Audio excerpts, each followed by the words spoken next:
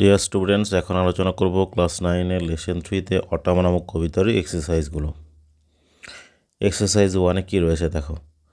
তো তোমরা টেক্সট বইটা সঙ্গে রেখে বসবে, তাতে করে তোমাদের এক্সারসাইজগুলো বুঝতে আরও সুবিধা হবে। এক্সারসাইজ 1-এ বলা রয়েছে, take the correct answer from the given alternatives. অর্থাৎ যে বিকল্পগুলো দেওয়া রয়েছে তার থেকে সঠিক উত্তরটিতে ঠিক চিহ্ন দাও। এখানে আমি শুধুমাত্র উত্তরটি লিখেছি। কী রয়েছে একে? অল থ্রু দ্য ডে, সারাদিন ধরে দ্য ফিটফুল গাস্ট, হঠাৎ আসা দমকা বাতাস, সেক্স, কাঁপিয়ে দেয়, কাঁপায়। উত্তরটা হবে সি, দ্য কেজমেন্ট, জানালাকে। দুয়ে রয়েছে, the poet loves to C the checking twig till dance till the, কবি ভালোবাসেন টু সি, দেখতে, দ্য সেকিং টুইগ, কম্পমান গাছের নরম সরু ছোটো ডাল, ডান্স নাচ করে, টিল দা, উত্তরটা হবে ডি এর অপশন, সার্ট অফ ইভ, সন্ধ্যার অবসান পর্যন্ত, সন্ধ্যার শেষ হওয়া পর্যন্ত। তারপর 3 রয়েছে, the sparrow sat on the, চড়ুই পাখিটি বসেছিল, উত্তরটি হবে এ, কটেজ রিগ, কুটিরের চালের বাড়ানো অংশে। 4 বলা আছে, দ্য পিজিয়ন্স নেশেলড রাউন্ড দ্য, পায়রা নেশেল হচ্ছে আশ্রয় লাভ করা, আশ্রয় লাভ করেছিল রাউন্ড দ্য, চারিপাশে বা ঘিরে কোন জিনিসটাকে, উত্তরটা হবে বি, কোট। কোট হচ্ছে পাখিদের থাকা ছোট্ট খোপ বা কোঠরি। তো রাউন্ড দ্য কোট, পায়রাগুলো তাদের বাসাকে অর্থাৎ ওই খোপকে ঘিরে আশ্রয় লাভ করেছিল। 5 রয়েছে, the cock was ক্রোয়িং upon the, মোরগ ডাকছিল আপন দ্য, ওপরে, কার ওপরে? এর উত্তরটা হচ্ছে অপশন এ, ডাং হিল, গোবরের স্তূপ, অর্থাৎ মোরগটি গোবরের স্তূপের ওপর ডাকছিল। তারপর রয়েছে 6তে, দ্য গ্রান্টিং পিগস, গ্রান্টিং অর্থ হচ্ছে ঘোঁত ঘোঁত আওয়াজ করা বা শব্দ করা, পিগস হচ্ছে শূকরগুলো, উত্তরটা হচ্ছে কী হবে? সি এরটা, স্ক্র্যাম্বল অ্যান্ড হারি। স্ক্র্যাম্বল মানে হচ্ছে হুড়োহুড়ি করা, আর হারি মানে হচ্ছে দ্রুত বা তাড়াতাড়ি যাওয়া। তাহলে ঘোঁত ঘোঁত করতে থাকা শূকরগুলো হুড়োহুড়ি করে এবং দ্রুত বা তাড়াতাড়ি যায়। এরপর চলে আসছি এক্সারসাইজ 2-তে। সেখানে কি বলা রয়েছে? এক্সারসাইজ 2-তে 2টি প্রশ্ন আছে। এখানে বলা রয়েছে, answer the following questions within 25 words, 25 শব্দের মধ্যে। তো এখানে বলা রয়েছে প্রথম প্রশ্ন, what happens to the leaves of the mossy elm tree in autumn. এখানে একটা ডাটা কোয়েশ্চেন এসেছিল, what happens to the leaves of the mossy elm tree in autumn, অর্থাৎ শরৎকালে শ্যাওলায় ঢাকা এলম গাছের পাতাগুলোর কি হয়। উত্তর কি বলা আছে, কি বলা হয়েছে? The leaves of the mossy elm tree, শ্যাওলায় Dhaka এলম গাছের পাতাগুলো, বিকাম ফেডেড, ফ্যাকাশে হয়ে যায়, বিবর্ণ হয়ে যায়, শুষ্ক হয়ে যায়, ইন অটাম, শরৎকালে।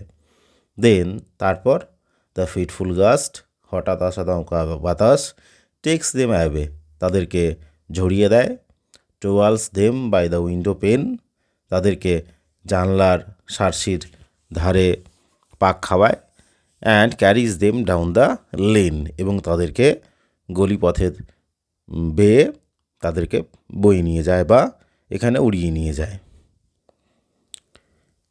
তারপর 2 রয়েছে, what are the things the poet loves to see on November days, অর্থাৎ নভেম্বর মাসের দিনগুলোতে কবি কোন কোন জিনিসগুলো দেখতে ভালোবাসেন।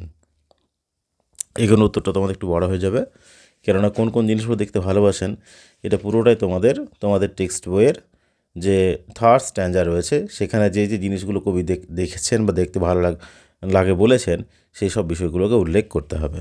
তো এখানে কি বলা হয়েছে? এখানে বলা হয়েছে, অন ডাল নভেম্বর ডেজ, ডাল শব্দ তোমাদের টেক্সটে তোমাদের কবিতা দেওয়া রয়েছে, তার জন্য এখানে ডাল শব্দটা দেওয়া হয়েছে। তোমরা চাইলে এখানে উত্তরে না লিখতে পারো, কারণ প্রশ্নে লেখা হয়নি। তো অন ডাল নভেম্বর ডেজ নভেম্বর মাসের একঘেয়ে দিনগুলোতে, ডাল মানে হচ্ছে একঘেয়ে বা নিরস বলা যেতে পারে, দিনগুলোতে the poet loves to see, কবি দেখতে ভালোবাসেন, দ্য কটেজ স্মোক, কুটিরের ধোঁয়া, কার্লিং আপওয়ার্ডস, কুণ্ডলি পাখি ওপর দিকে উঠছে, থ্রু দ্য ন্যাকেড ট্রিজ, নগ্ন গাছগুলির মধ্য দিয়ে, আর কি দ্য কমাদি বলা হচ্ছে the pigeons nestle round the cote, পায়রাগুলো তাদের বাসাকে ঘিরে আশ্রয় লাভ করেছে বা আশ্রিত রয়েছে, দ্য কক ক্রোয়িং আপন দ্য ডাংহিল, মোরগ গোবরের স্তূপের ওপর ডাকছে, and the mill sails whirling on the heath, এবং হাওয়া কলের পাখাগুলো ঊষর প্রান্তরে ঘুরছে, চালু রয়েছে বা চলমান রয়েছে। এটা হচ্ছে 2-এর উত্তর। তারপর অ্যাক্টিভিটি, তারপর এক্সারসাইজ 3। এক্সারসাইজ 3তে কী করতে বলা হয়েছে? এক্সারসাইজ 3তে বলা রয়েছে স্টেট, বলো, whether the following sentences are in active or passive voice, অর্থাৎ নিচের বাক্যগুলো অ্যাক্টিভ ভয়েসে রয়েছে না প্যাসিভ ভয়েসে রয়েছে বলো। এতে বলা রয়েছে Anil will visit his grandmother's house, Anil তার ঠাকুমার বাড়ি বেড়াতে যাবে বা ঘুরতে যাবে। এখানে এটা হচ্ছে অ্যাক্টিভ ভয়েসে রয়েছে, অর্থাৎ বাংলায় আমরা যাকে বলি কর্তৃবাচ্য। তারপর the president has left his office, president তার অফিস ত্যাগ করেছে। প্রেসিডেন্ট বলতে রাষ্ট্রপতিকে বোঝাতে পারে, বা প্রেসিডেন্ট বলতে সভাপতি বলা হয়, বিভিন্ন প্রতিষ্ঠানের অধিকর্তা বা সভা বা সমিতির প্রধান সভাপতি। তো যাই হোক আর কি, প্রেসিডেন্ট তার অফিস ত্যাগ করেছে, এটাও এখানে প্রেসিডেন্টটা হচ্ছে সাবজেক্ট, এটা অ্যাক্টিভ ভয়েসে রয়েছে, কর্তৃবাচ্যে রয়েছে। তারপর সিয়ে বলা আছে the project will have been finished by the students, এখানে এটা প্যাসিভ ভয়েসে রয়েছে, কর্মবাচ্যে রয়েছে। তারপর Pratima's leave has been sanctioned by the school authority, প্রতিমার ছুটি বিদ্যালয় কর্তৃপক্ষের দ্বারা মঞ্জুর করা হয়েছে, এটাও কর্মবাচ্য রয়েছে। তারপর এক্সারসাইজ 4। এক্সারসাইজ 4-এ বলা হয়েছে change the voice of the following sentences, এখানে ভয়েস চেঞ্জ করতে বলা হয়েছে। কী বাক্য দেওয়া রয়েছে? প্রথম বাক্য এতে রয়েছে the boy has read out the letter, ছেলেটি চিঠিটা পড়ে সম্পূর্ণ করেছে বা শেষ করেছে। এখানে সাবজেক্ট হচ্ছে the boy, has read out হচ্ছে ভার্ব পোর্শন, তার মধ্যে হ্যাজটা হচ্ছে অক্সিলারি ভার্ব, আর রিড আউটটা হচ্ছে এখানে মেন ভার্ব, আর দ্য লেটারটা হচ্ছে অবজেক্ট। অ্যান্সারটা কী বলা হচ্ছে? দ্য লেটার, অবজেক্ট এগিয়ে আসছে সামনে। তারপর এখানে যেহেতু প্রেজেন্ট পারফেক্ট টেন্স হ্যাভ বা হ্যাজ বিন হয়, তাহলে এখানে হ্যাজ বিন হয়েছে। তারপর ভার্বে থার্ড ফর্ম, রিড ভার্বে থার্ড ফর্ম রেড হয় উচ্চারণ, কিন্তু স্পেলিং একই থাকে, রেড আউট। তারপর বাই, তারপর the boy, the letter has been read out by the boy, এখানে উচ্চারণটা কিন্তু রেড হবে, কেননা রিড ভার্বের পাস্ট ফর্ম উচ্চারণ রেড, স্পেলিং একই, পাস্ট পার্টিসিপল সেটা হচ্ছে যে রেড, কিন্তু স্পেলিং একই। The letter has been read out by the boy. তারপর বিয়ে রয়েছে I shall have bought a cricket bat by tomorrow, এখানেও এটা কিন্তু অ্যাক্টিভ ভয়েসে রয়েছে। I subject, shall have bought হচ্ছে ভার্ব পোর্শন, এই ক্রিকেট ব্যাট হচ্ছে অবজেক্ট, তারপর বাই টুমরো হচ্ছে বাড়তি অংশ এক্সট্রা। তো এখানে এটার মানেটা হচ্ছে যে আমি আগামীকাল নাগাদ বা আগামীকালের মধ্যে একটা ক্রিকেট ব্যাট কিনে থাকবো। তো এখানে অবজেক্ট হচ্ছে ক্রিকেট ব্যাট, সামনে আসছে ক্রিকেট ব্যাট, তারপর শ্যাল বা উইলের জন্য এখানে আয়ের পরে শ্যাল হয়েছে, কিন্তু এখানে ক্রিকেট ব্যাটের উপরে উইল, তারপরে হ্যাভ, তারপর বিন, তারপর হচ্ছে বট, ভার্বে থার্ড ফর্ম বট ছিল, এখানেও বট, তারপর বাইয়ের পরে সাবজেক্টটা এখানে অবজেক্ট আকারে মি হচ্ছে, আর বাই টুমোরো এখানে যেমন শেষে ছিল সেরকমই আছে।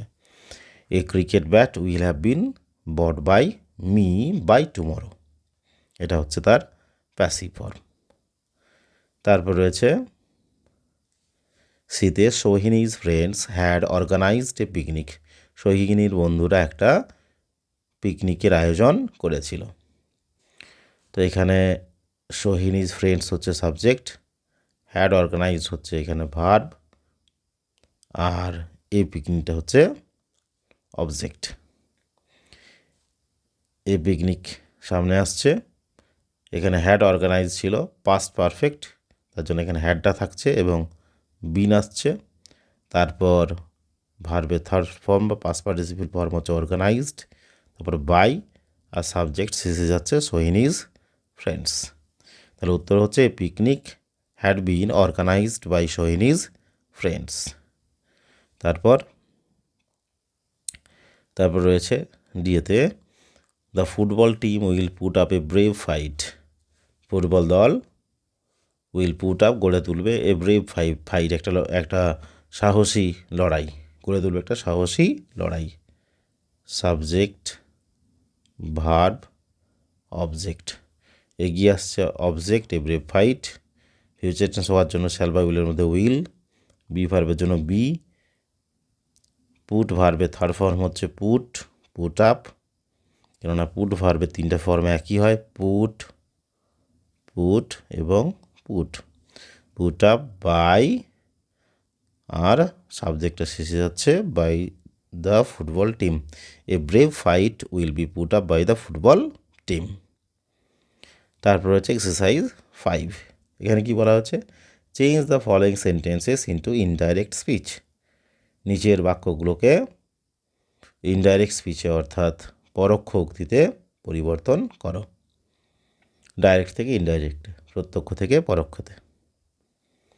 কি বলা রয়েছে এতে, আই সেড টু হিম, আমি তাকে বললাম, will you share your tiffin with me, তুমি কি আমার সঙ্গে তোমার টিফিনটা ভাগ করবে।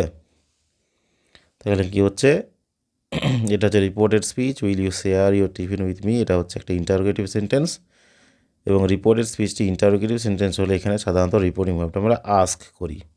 তো এখানে সেডের পরিবর্তে আস্কড করা হয়েছে, আই আস্কড, তারপর টু হয় না, সেডের পর টু হয় কিন্তু আস্কের পর টু হয় না, আস্কড হিম। তারপর রয়েছে if he would share his tiffin with me. এখানে বিষয়গুলো এই জায়গায় এতটা হয়তো ডিটেলসে বোঝানো সম্ভব হবে না, গ্রামারের জন্য ডেডিকেটেড ভিডিওতে এগুলো নিয়ে আলোচনা করলে তখন তোমরা বুঝতে পারবে। তো যাই হোক, এখানে উত্তরটা জেনে রাখো, উত্তরটা হবে আই আস্কড হিম ইফ, এখানে লিঙ্ক আসবে, if he would share his tiffin with me. আমি তাকে জিজ্ঞাসা করলাম সে আমার সঙ্গে তার টিফিন ভাগ করবে কি না, এটা হচ্ছে উত্তর। তারপর রয়েছে বিয়েতে, অর্জুনস মাদার সেইড, অর্জুনের মা বললেন, your father has left for Mumbai, তোমার বাবা মুম্বাইয়ের উদ্দেশ্যে রওনা হয়েছেন। তো উত্তরটা এখানে হবে, এটা হচ্ছে একটা অ্যাসার্টিভ সেন্টেন্স, এবং তার নিয়ম অনুযায়ী এখানে অর্জুনস মাদার সেড দ্যাট করতে পারো, কিংবা এখানে সেডটাকে টোল্ড করতে পারো, কোনো অসুবিধা নাই। অর্জুনস মাদার সেড দ্যাট বা টোল্ড দ্যাট, তারপর ইয়োরটা হয়েছে এখানে মাই ফাদার, হ্যাজটা হ্যাড হয়েছে left for Mumbai. Arjun's mother said that my father had left for Mumbai. তারপর রয়েছে কি, তারপর রয়েছে the girl triumphantly said, hurray we have won the match.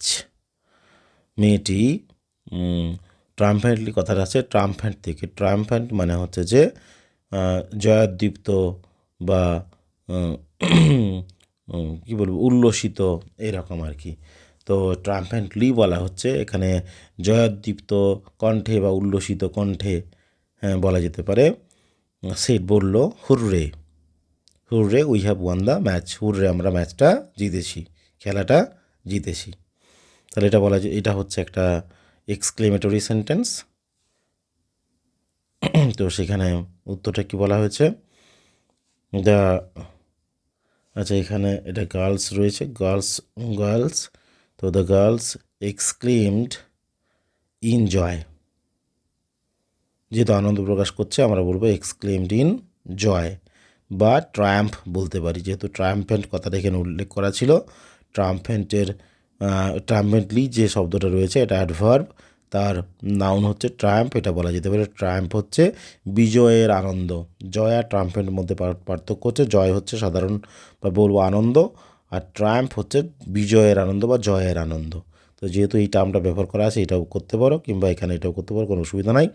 The girls exclaimed in joy বা the girls exclaimed in triumph that, তারপর would এটা উঠে যাবে, আর এইটা পরিবর্তন হয়ে হবে they had won the match, ওইটা দে হবে, হ্যাভটা হ্যাড হবে, ওয়ান দ্য ম্যাচ।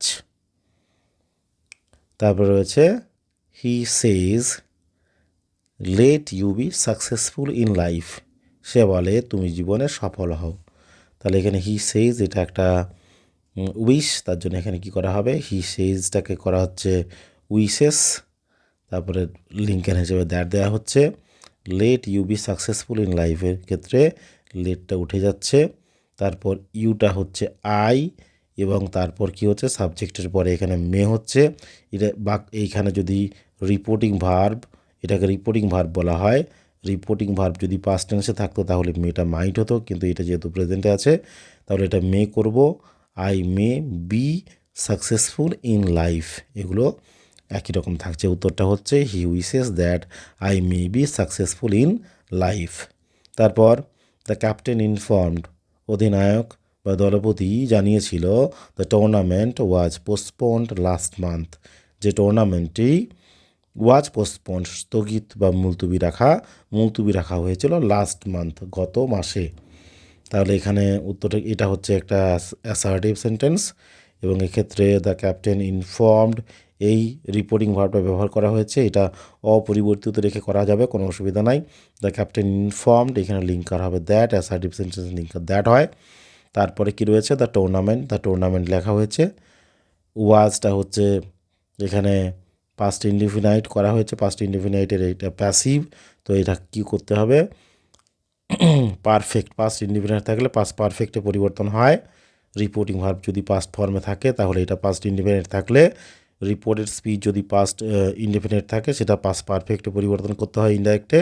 তাহলে ওয়াজটা করা হচ্ছে হ্যাড বিন পোস্টপন্ড, আর লাস্ট মান্থে হবে দ্য প্রিভিয়াস মান্থ। উত্তরটা হচ্ছে তাহলে ultimately the captain informed that the tournament had been postponed the previous month.